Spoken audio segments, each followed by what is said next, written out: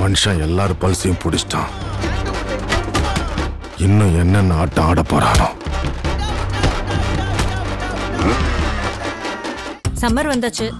What's your plan for this holiday? எங்க கிட்ட விட்டுருங்க, நாங்க பாத்துக்கிறோம். GT Holidays. GT Holidays, South India's #1 travel brand. Nirmala Sitharaman அவர்கள் முதல் முறையாக ஒரு மத்திய அமைச்சர் எனக்கு டைரக்டா போன்லயே பிரைவேட்டா அவங்க மெசேஜ் பண்றாங்க, தேங்க்ஸ் எல்லாம் சொல்லி பண்றாங்க அப்படின்ட்டு அவங்க சொல்லியிருக்காங்க. ஆனா நான் நேம் எடுக்கலன்னு சொல்லியிருக்காங்க. அவருக்கு வரக்கூடிய தொலைபேசிகள் திராவிட முன்னேற்ற கழக MP கிடமிருந்து கேட்டால் அது ஒரு பெண்மணி தான் கூறுகிறார் என்று என்னிடமே சில கருத்துக்களை சொல்லி இருக்கிறார்கள். சோ மெசேஜ் அனுப்பிச்சது ஒரு பெண்மணி தான், ஒரு பெண் MP, தலைவர் ஆஃப் திராவிட முன்னேற்ற கழகம். அமெரிக்காவுடைய பாதுகாப்புத்துறை அமைச்சர், அதுக்கப்புறம் நம்மளுடைய பாதுகாப்புத்துறை அமைச்சர் ராஜ்நாத் சிங் பேசியிருக்கிறாங்க. டெல்லியில இருந்து வரக்கூடிய முக்கியமான அப்டேட்ஸ் என்ன சார்? பெஹல்காம் அப்டேட் என்ன சார்? நாதன் நேயர்களுக்கு ஒரே ஒரு குறிப்பு என்ன என்று கேட்டால், கண்டிப்பாக தாக்குதல், மாபெரும் தாக்குதல் இருக்கும். தென் ஆசியாவினுடைய வரைபடத்தில் இருந்து பாகிஸ்தான் தப்புமா என்ற அளவிற்கு கூட, அதாவது மேப்ல இருக்குமா இருக்காதா தெரியாது, அது டெசிமேட் ஆனால் ஆயிடும். பார்த்துட்டேன். ஆக மொத்தம் பாஜகவுடைய ஒரே ஒரு எண்ணம் என்ன என்று கேட்டால், எடப்பாடி பழனிசாமியை முதலமைச்சராக்குவது, திராவிட முன்னேற்ற கழகத்தை பூண்டோடு எடுப்பது. மூன்றாவதாக முக்கியமான செய்தி, அந்த குடும்ப அரசியலுக்கு முற்றுப்புள்ளி வைக்க வேண்டும் என்பதுதான் பாஜகவுடைய எண்ணம். அவங்க பாராட்டு கூட்டம் இன்னைக்கு கூட நான் பார்த்தேன். நான் ஏவா வேலுடைய சன் கூட ஒரு பாராட்டு கூட்டம் வைக்கிறார் முதலமைச்சருக்கு. தினம் இந்த பஜனை மண்டிது, பஜனை ஜெய ஜெய ஜெய ஜெய ஜெய ஜெய ஜெய, தினம் என்னங்க பஜனை மண்டலி. அதே மாதிரி நரேந்திர மோடி அவர்களுக்கு பாகிஸ்தானில் வெற்றி பெற்ற பிறகு எடப்பாடி பழனிசாமியுடைய தலைமையில் ஜூலை மாதத்தில் ஒரு மாபெரும் கூட்டம் நடைபெறுவதற்காக ஏற்பாடு செய்கிறார். அதுதான் பாராட்டுதல் தவிர தனக்கு தானே மாலை போட்டுக்கிறது என்ன இருக்கு? இந்தியா டுடே எடுத்த கருத்து கணிப்பு, டைம்ஸ் நவ் எடுத்த கருத்து கணிப்பு, ரிபப்ளிக் ஆங்கில தொலைக்காட்சி எடுத்த கணிப்பில் எடப்பாடி பழனிசாமிக்கும் MK ஸ்டாலினுக்கும் குறைந்தது ஒரு 20% வித்தியாசம் இருப்பதாகத்தான் அந்த கருத்து கணிப்புகள் குறிவிக்கின்றன. சிறப்பாக செந்தில் பாலாஜி பொன்முடி ராஜினாமாவிற்கு பிறகு. சார், இப்போ அடுத்தபடியா பார்த்தோம் அப்படின்னா, இப்போ காங்கிரஸ் கமிட்டி வினோத் அதை பத்தி பேச விட்டுருந்தாரு. எதுக்குங்க பேச?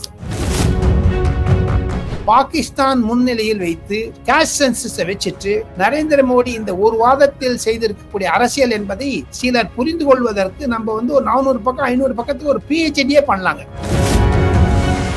ஆதரவு நேயர்களுக்கு அன்பு வணக்கம். இன்றைய சிறப்பு நேர்காணலில் நம்முடன் இருந்திருக்கிறார் மூத்த பத்திரிகையாளர் இட்லி ராஜகோபாலன் அவர்கள். சார் வணக்கம். சார், மத்திய நிதியமைச்சர் நிர்மலா சீதாராமன் அவர்கள் நேற்று டெல்லியில இருந்து சென்னைக்கு வந்தார்.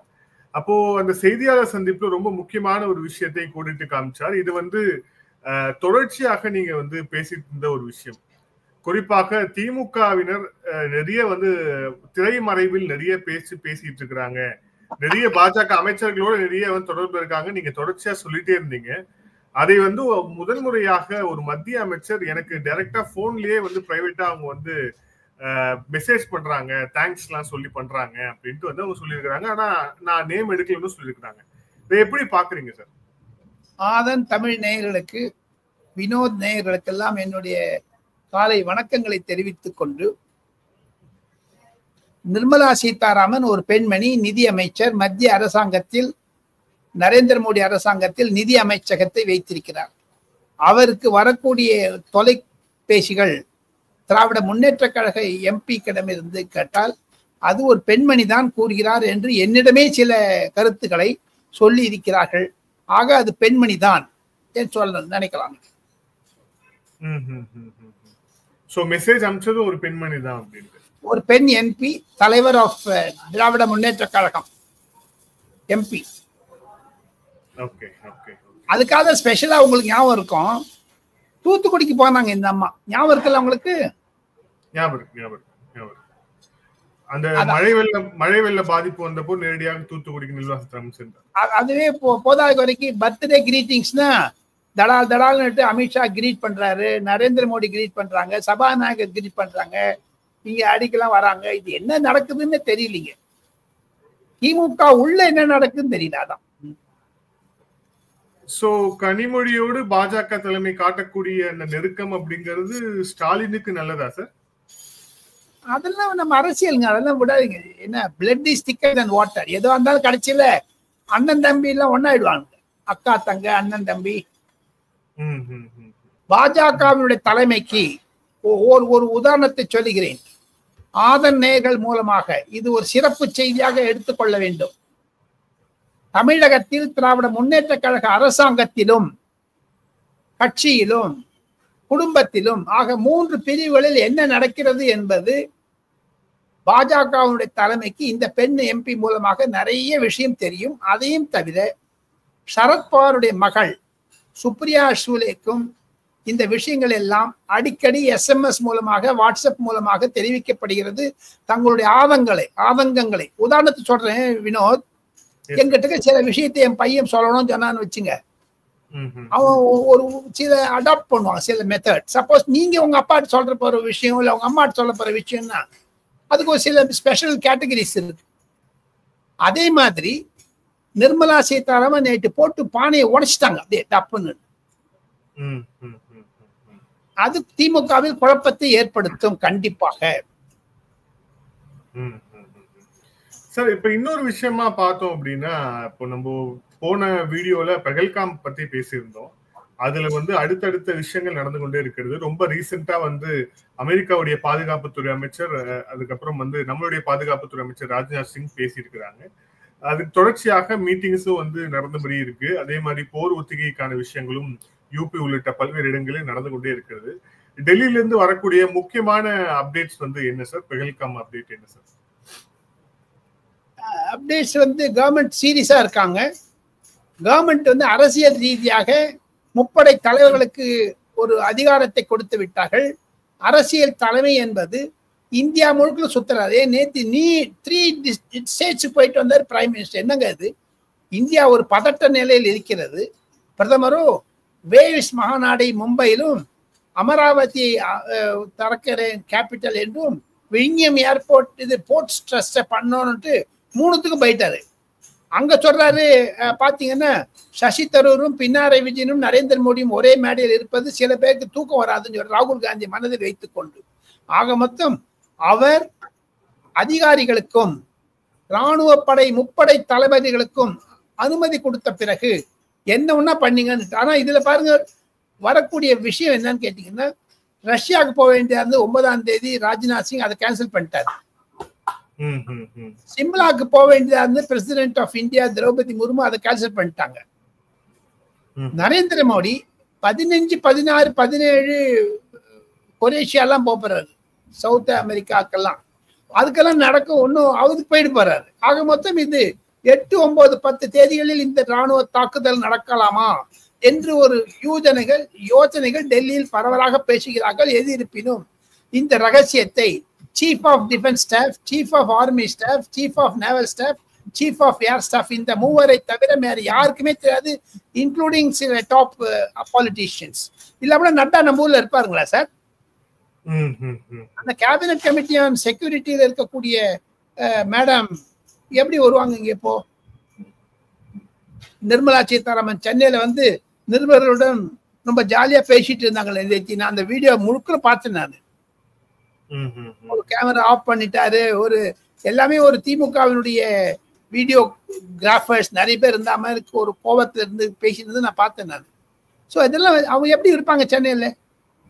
அமெரிக்க பயணத்தை ரத்து செய்து வந்த நிர்மலா சீதாராமன், சவுதி அரேபியா பயணத்தை ரத்து செய்து வந்த பிரதமர் அமைச்சர் இன்று 3 மாவட்டங்கள் டிஸ்ட்ரிக்ட்ஸ்ல. ஆக மொத்தம் நாதன் நேயர்களுக்கு ஒரே ஒரு குறிப்பு என்ன என்று கேட்டால், கண்டிப்பாக தாக்குதல், மாபெரும் தாக்குதல் இருக்கும். தென் ஆசியாவினுடைய வரைபடத்தில் இருந்து பாகிஸ்தான் தப்புமா என்ற அளவிற்கு கூட அந்த கிராஃப்ல, அதாவது மேப்ல இருக்குமா இருக்காதா தெரியாது. அது டெஸ்டிமேட் ஆனால் நான் பார்த்துட்டு. இப்போ அரசியல் ரீதியா பார்த்தோம் அப்படின்னா, பாஜகவுடைய தேசிய தலைவர் JP நட்டா அவர்கள் தமிழகம் வந்திருக்கிறார். முக்கிய நிர்வாகிகளை சந்தித்திருக்கிறார் காட்டாங்குளத்தூர் பக்கத்துல வச்சு. சோ இதோட முக்கியமான விஷயங்கள் என்ன? ஏன்னா இப்போ நேற்று அதிமுகவுடைய செயற்குழு கூட்டம் நடந்திருக்கிறது. கூட்டணி இன்னும் வந்து பலமான கூட்டணி அமைக்கப்படும், இன்னும் நிறைய கட்சிகள் உள்ள உருவாங்க அப்படின்னு சொல்லிட்டு செயற்குழுல தீர்மானம் நிறைவேற்றப்பட்டு அதிமுக பொதுச் செயலாளர் எடப்பாடி பழனிசாமிக்கு பாராட்டும் தெரிவிக்கப்பட்டிருக்கிறது. சோ இந்த ரெண்டுத்தையும் நம்ம கனெக்ட் பண்ணி பார்க்கலாமா? இதுல முக்கியமான சந்திப்புகள் நடக்க எதுவும் வாய்ப்பு இருக்கு சார்? கண்டிப்பாக இதனுடைய தொடர்ச்சியாகத்தான் இருக்கும். 5ஆம் தேதி நாளை மறுநாள் திங்கட்கிழமை அதிமுகவினுடைய பொதுக்குழு கூட இருக்கிறது. அதே மாதிரி அடுத்த வாரத்தில் தமிழகத்தில் இருக்கக்கூடிய தேமுதிகவினுடைய தலைவி பிரேமலதா டெல்லி வர இருக்கிறார் என்ற பிரேக்கிங் நியூஸும் நான் தங்களிடம் தர ஆசைப்படுகிறேன். எதற்காக தெரியாது, அரசியல் பேசுவார்களா தெரியாது, யாரை சந்திக்க போகிறார்கள் தெரியாது. இருப்பினும் பாஜக சில சூசக தகவல்களை லீக் செய்கிறாங்க. அது மூலமாக அமித்ஷா இந்த மாத இறுதியில் சென்னைக்கு வர இருக்கிறார். அப்பொழுது ஐயா எடப்பாடி பழனிசாமியுடைய தலைமையில் இருக்கக்கூடிய ஜனநாயக தேசிய அதாவது NDA கூட்டம் கண்டிப்பாக நடக்கும். அதில் புது புது தலைவர்களும் இருப்பார்கள் என்று தான் சொல்லி நேற்று நான் வந்து உங்களுடைய பேட்டி ஏகையில் பார்த்தேன். நான் ரொம்ப ஸ்மார்ட்டா சொன்னார் அவர். சீமான் வந்து டெல்லிக்கு வரப்போறதை பத்தி ஐ எஸ்டர்டே வாட்ச் தட். அதுவும் அக்டோபர் நவம்பரில் நடந்தாலும் ஆச்சரியப்படுவதற்கு. ஆக மொத்தம் பாஜகவுடைய ஒரே ஒரு எண்ணம் என்ன என்று கேட்டால் எடப்பாடி பழனிசாமியை முதலமைச்சராக்குவது, திராவிட முன்னேற்ற கழகத்தை பூண்டோடு எடுப்பது, மூன்றாவதாக முக்கியமான செய்தி அந்த குடும்ப அரசியலுக்கு முற்றுப்புள்ளி வைக்க வேண்டும் என்பதுதான் பாஜகவினுடைய எண்ணம். நீங்க எவ்வளவு ரொம்ப ஹீட்டட் ஆர்குமெண்ட்ஸ் நடக்க போகுது பார்த்துட்டே இருங்க. அவன்னா பாராட்டு கூட்டம் இன்னைக்கு கூட நான் பார்த்தேன். நான் ஏவா வேலுடைய சன் கூட ஒரு பாராட்டு கூட்டம் வைக்கிறார் முதலமைச்சருக்கு. தினம் இந்த பஜனை மண்டிது, பஜனை ஜெய ஜெய ஜெய ஜெய ஜெய ஜெய ஜெய, தினம் என்னங்க பஜனை மண்டலி. அதே மாதிரி நரேந்திர மோடி அவர்களுக்கு பாகிஸ்தானில் வெற்றி பெற்ற பிறகு எடப்பாடி பழனிசாமியுடைய தலைமையில் ஜூலை மாதத்தில் ஒரு மாபெரும் கூட்டம் நடைபெறுவதற்காக ஏற்பாடு செய்கிறார். அதுதான் பாராட்டுதலை தவிர தனக்கு தானே மாலை போட்டுக்கிறது என்ன இருக்குங்க? சோ அதுக்கான கிரெடிட் எடுக்கிறதுக்கான விஷயங்கள் அதிமுக வைத்து முன்னெடுக்கப்படும் சொல்லி. ஏன்னா ஏற்கனவே ஜாதிவாரி கணக்கெடுப்புக்கு வந்து ஒரு மிகப்பெரிய நன்றி தெரிவித்து எடப்பாடி பழனிசாமி அறிக்கை வெளியிட்டிருக்க அப்படிங்கறத பாக்குறோம். இப்ப அது ஒரு உண்மையான ஒரு கருத்து தான். இருப்பினும் பாஜகவினுடைய தேசிய தலைமை, தேசிய ஜனநாயக தலைமையில் அதிமுகவை மீண்டும் சேர்க்கிறோம் என்று NDA தலைவர்களுடைய தரப்பில் இருந்து சந்திரபாபு நாயுடு, நிதிஷ்குமார் எல்லாம் வரவேற்று ஒரு அறிக்கை கொண்டிருக்கிறார்கள். பார்த்து கொண்டே இருங்கள். அதுவும் டெல்லியில் நடந்தாலும் நடக்கும். அதற்கு எடப்பாடி பழனிசாமி டெல்லி வந்தாலும் வருவார். இந்த கன்ஃபியூஷன் முடிஞ்சிட்ட அப்புறம் பாருங்க. இன்னும் we have got 8 months, no problem. 8 மாசத்துக்குள்ள எவ்வளவு நடக்க போறதுங்க. அதெல்லாம் சிலதெல்லாம் நம்ம அவங்க இன்னொரு உங்களுக்கு சின்ன சிறப்பு செய்தியாக நான் சொல்லுகிறேன்.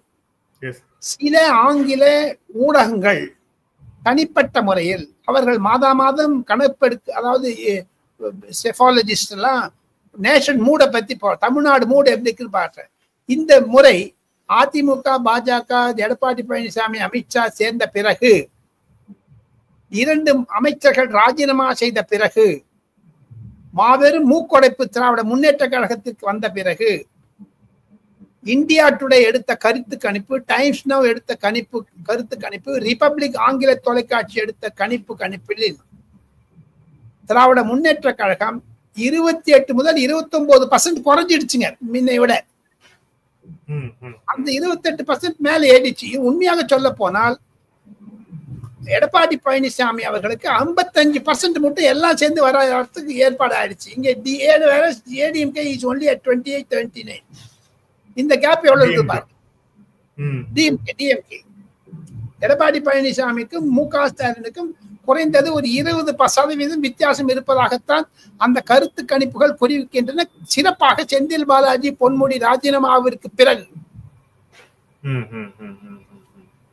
சார், இப்ப இந்த விவகாரங்கள் ஒரு பக்கம் இருந்தாலும் அரசியல் ரீதியாக வந்து இப்போ நைனா நாகேந்திரனும் டெல்லி அவர் வந்து அமித்ஷா அவர்கள் பிரதமர் மோடி அவர்களை சந்தித்து பேசினார். அந்த சந்திப்புல எதுவும் சிக்னிபிகன்ஸ் இருக்கா? அப்படி இல்லைன்னா புதுசா தலைவராக தேர்ந்தெடுக்கப்பட்டிருக்கிறார், ஒரு சந்திப்பு, அவ்வளவுதான். அது ஒரு பிஜேபியினுடைய நேஷனல் லீடர்ஷிப்பினுடைய ஒரு கருத்தை நான் பிரதிபலிக்க விரும்புகிறேன். சில முக்கிய தலைவர்கள் என்னிடம் சொன்னது, அண்ணாமலையிடமிருந்து மிக ஸ்மூத்தாக பதவி மாற்றம் நயினா நாகேந்திரனுக்கு நடந்து ஸ்மூத் டிரான்சிஷன் போகியா அப்படின்னு சொன்னார் எங்கிட்ட ஒரு முக்கியமான தலைவர். இது ஒரு முக்கிய கருத்து.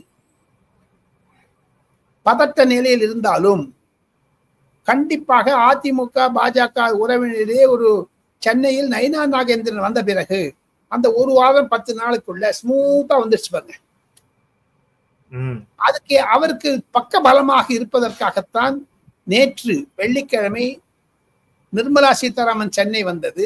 இன்று நம்ம ஜே.பி. நட்டா சென்னையில் இருப்பது, அடுத்த வாரம் சில முக்கிய தலைவர்கள் வர இருப்பது, இதெல்லாம் ஒண்ணு வச்சு பாத்தீங்கன்னா நயினா நாகேந்திரனுக்கு ஒரு பேக்கப் சென்ட்ரல் ஆர்கனைசேஷன் கொடுக்கறாங்க என்பது தெரிகிறது. அதை தவிர இன்னொன்னு ஒரு பெரிய டெவலப்மெண்ட்டுங்க. பிரதமர் நரேந்திர மோடியிடம் இருந்து சிறப்பு செய்தியை நயினா நாகேந்திரன் காஞ்சி காமகோடி மடத்தினுடைய புது சங்கராச்சாரிய வந்தவருக்கு ஒரு சிறப்பு செய்தியை கொண்டு கொடுத்திருக்கிறார். கண்டிப்பாக அது ஒரு ரகசியமாக இருந்தாலும் எதற்காக கவர்னரும் நயினா நாகேந்திரன் அன்னைக்கு போனுங்க அங்க, அது எதை குறிக்கிறதுங்க? அது அரசியல் ரீதியாக. சோ இதையெல்லாம் ஒருங்கிணைப்பது மத்திய பாஜக தலைமை. நயினா நாகேந்திரன் பின்னணியில் மத்திய பாஜக குறிப்பாக அமித்ஷா இருக்கிறார். சார், ஒரு சில தகவல்கள் வந்துட்டு இருக்கு. குறிப்பா தமிழக பாஜக தலைவர் மாற்றத்துக்கு பிறகு இங்க இருக்கக்கூடிய அமைப்புகள்லயும் பல்வேறு மாற்றங்கள் நடைபெறும் அப்படின்ட்டு ஒரு சில தகவல்கள் வந்துட்டு இருக்கு. மிக குறிப்பாக வந்து அமைப்பு செயலாளர் கேசவ விநாயகம் மாற்றப்படலாம் அப்படிங்கிற மாதிரி தகவல்கள்லாம் கூட வந்துகிட்டு இருக்கு. அது சம்பந்தமாக டெல்லியில ஏதேனும் செய்திகள் இருக்கா சார்? கரெக்ட். கேசவ விநாயகம் என்பவர் ஆர்கனைசேஷன் செக்ரட்டரி. இங்க பி.எல். சந்தோஷை மாத்தும் போது கேசவ விநாயகம் தப்புவது கடினம். பி.எல். சந்தோஷ் RSS இருந்து பிஜேபிக்கு ஆர்கனைசேஷன், அது பாஜக சட்ட அமைப்பில் இருக்கக்கூடிய ஒரு பதவி. அது மத்தியில் இருந்தாலும் மாநிலங்களுக்கும் தொடர்பு உண்டு. ஆக மொத்தம் கேசவ விநாயகம் கண்டிப்பாக மாற்றப்படுவார் என்பதுதான். அது ஒரு ஆகஸ்ட், செப்டம்பர், அக்டோபர் ஆயிடுங்க அதுக்கெல்லாம். சார், இப்போ அடுத்தபடியா பார்த்தோம் அப்படின்னா, இப்போ காங்கிரஸ் கமிட்டி வந்து அது வினோத் அதை பத்தி பேச விட்டுருங்க, எதுக்குங்க பேச. இதுல என்ன ஒரு விஷயம்னா, நேத்து சசி தரூர் இங்க இருக்கிறது நிறைய பேருக்கு வந்து வயிற்றுச்சலா இருக்கணும் பிரைம் மினிஸ்டர் வந்து இண்டிகேட் பண்ணது.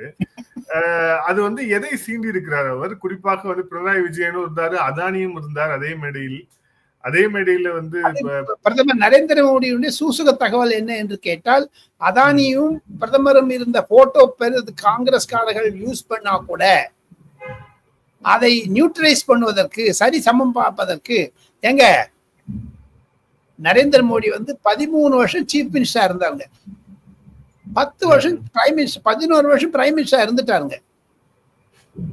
இந்த 24-25 வருஷத்துல எத்தனை பேரை பார்த்திருப்பாரு அவரு? பச்சையாக சொல்ல போனால் அது வந்து எல்லாம் கொட்டப்பாட்ட மனுஷன் அவர். இந்த மாதிரி ஒரு சில விஷயத்தை சொல்றாருன்னா எதிர்கட்சியில் இருக்கக்கூடிய ராகுல் காந்தி சீண்டி விடுகிறார். ஒன்று. மூன்றாவதாக சசி தரூரை பாஜக பக்கம் இழுக்க பார்க்கிறார். காரணம், சசி தரூர் சிபிஎம்எல் போகிறதுக்கு ஆசையாக இருக்கிறார். பினராயி விஜயன் தலைமையில் செல்றாலும் ஆச்சரியப்படுவதற்கில்லை. அங்க கேரளா காங்கிரஸ், கண்டிப்பாக கேரளாவில் காங்கிரஸ் அதிகமான இடங்களை பெற்று கம்யூனிஸ்ட் மார்க்சிஸ்டுக்கு ஏற்ற இதில் வந்துவிடும். கம்யூனிஸ்ட் தன்னுடைய மதிப்பு குறைந்து வருகிறது. பினராயி விஜயனுக்கு 10 வருடம் ஆனாலும் அவருக்கு எதுக்கு ஆன்டி இன்கம்பன்ஸ் இருப்பதனால் காங்கிரஸ் கண்டிப்பாக வெற்றி பெறும் கேரளாவில். அப்பொழுது குழப்பத்தை உண்டாக்க வேண்டும் என்பதற்காகத்தான் நரேந்திர மோடி அந்த மாதிரியான பப்ளிக் மீட்டிங்ல சொன்னாருங்க. உண்மைதாங்க.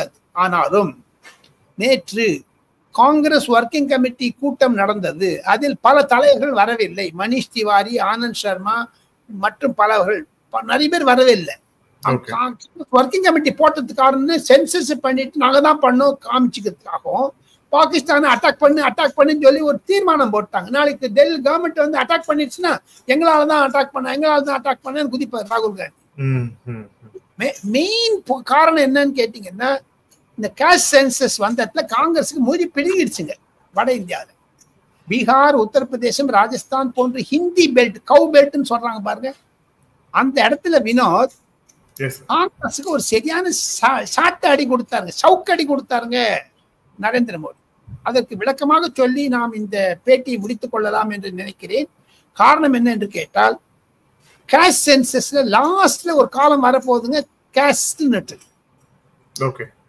தமிழகத்தில் 5 முக்கிய ஜாதிகளை நான் எடுத்துக்கொள்ள ஆசைப்படுகிறேன். முதலியார், அதுல செங்குந்த முதலியார் இருக்காங்க, பல முதலியார் இருக்காங்க. நாடார், பல நாடார்கள் இருக்கிறார்கள். தேவர் 3-4 பிரிவு இருக்கிறது.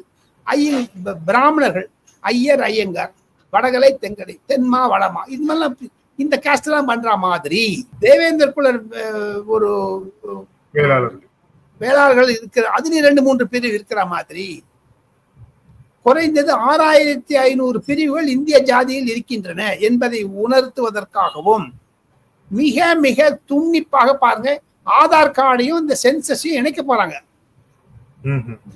பெரிய பாயிண்ட் அது. எல்லாமே உங்களுக்கு இந்த ஓட்டர் இதெல்லாம் இதுல வந்துருங்க ஒரு மொபைல் போன்ல. ஜூன் மாதம் இதை ஆரம்பிக்க இருக்காங்க. மிக முக்கியமான பாயிண்ட் என்னன்னு கேட்டீங்கன்னா வினோத், நான் சில பாஜக தலைவர்கள் கேள்விப்பட்டது, முஸ்லீம்ல 35 ஜாதி பிரிவு இருக்கிறது. பஸ்மத்தா என்று ஏழை முஸ்லீம்கள் இருக்கிறார்கள், படு ஏழை. அவர்களை எல்லாம் அமுக்கி வச்சு இந்த வக்ஃப் போர்டு, ட்ரிபிள் தலாக் இதெல்லாம் பண்ணிட்டு அப்புறம் அந்த ஏழை முஸ்லிம்களை எடுக்க வேண்டியதுதான் நரேந்திர மோடியினுடைய முக்கியமான எண்ணம் என்பதைத்தான் மத்திய பாஜகவினர் சொல்லுகின்றனர். அதற்கு முன்னதாக RSS தலைவர் மோகன் பாகவத்தை நரேந்திர மோடி அவர்கள் இந்த தீர்மானம் வருவதற்கு முன்ன நாள் சந்தித்தார். பல வருடங்கள் பிரதமர் அலுவலக இல்லத்திற்கு போகாத மோகன் பாகவத் சென்று அது 1.5 மணி நேரம் பேசினாங்க சார். ஒன்று RSSம் பிஜேபியும் நகமும் சாதையும் மாதிரி அவங்களுக்கு டெய்லி இன்டராக்ஷன் இருக்கும், நரேந்திர மோடிக்கும் மோகன் பாகவதற்கும். ஆனா நேரம் சந்திக்க மாட்டாங்க. எத்தனையோ மிடில் கான்டாக்ட் பர்சன்ஸ் இருக்காங்க, அவங்க மூலமாக செய்திகள் போகிவிடும். இருப்பினும் பாகிஸ்தான் முன்னிலையில் வைத்து கேஷ் சென்சஸை வச்சுட்டு நரேந்திர மோடி இந்த ஒரு வாதத்தில் செய்திருக்கக்கூடிய அரசியல் என்பதை சிலர் புரிந்து கொள்வதற்கு நம்ம ஒரு 400 பக்கம் 500 பக்கத்துக்கு ஒரு PhD பண்ணலாங்க. எங்க வினோத், சவுதி அரேபியா ட்ரிப்பை கேன்சல் பண்ணிட்டு வந்த நரேந்திர மோடி, நிதி அமைச்சர் Nirmala Sitharaman cabinet committee on செக்யூரிட்டியில் இருப்பது, அமெரிக்கா பயணத்தை ரத்து செய்து வந்த நிர்மலா சீதாராமன், அவங்கெல்லாம் எடுத்த முடிவு, அதை அரசியல் ரீதியாக எடுத்த முடிவை ராணுவ உயர் அதிகாரிகளுக்கு, chief of defence staff, chief of army, chief of air staff, chief of defence staff, இந்த 4 பேருக்கு தெரிவிச்சிட்ட பிறகு நரேந்திர மோடி பாருங்க, நேற்று பாம்பேலையும் மும்பைலையும் அமராவதியிலையும் விழிஞம் போர்ட்டையும் திறக்கிறாரு. நட்டா இன்னைக்கு சென்னையில இருக்காரு, நம்ம அமித்ஷா வேற எங்கேயும் இருக்காரு. ஸோ இது ஆக மொத்தம் இனி வரக்கூடிய நாட்களில் இராணுவ தலைமை இந்திய போரை தலை நின்று முன்னிருந்து சுதந்திரம் தந்து விட்டேன் என்று நரேந்திர மோடி அறிக்கையை விட்டுருக்காருங்க. இதெல்லாம் பாத்தீங்கன்னா வினோத், என்னை பொறுத்த மட்டில் ஒரு மிடில் ஆஃப் மேல ஒரு பெரிய ஒரு தாக்குதல் இருக்கும் என்பதுதான் நான் நினைக்கிறேன் வினோத். இன்று நேற்று விமானப்படை உத்தரப்பிரதேசத்தில் கங்கா ஏர்வேஸ்ல, கங்கா ஹைவேஸ்ல பண்ணிருக்காங்க ட்ரையல் ரன், ட்ரை ரன். இன்னைக்கு கராச்சியை நோக்கி 3 கப்பல்கள் பல இடங்களிலிருந்து வர ஆரம்பித்தது.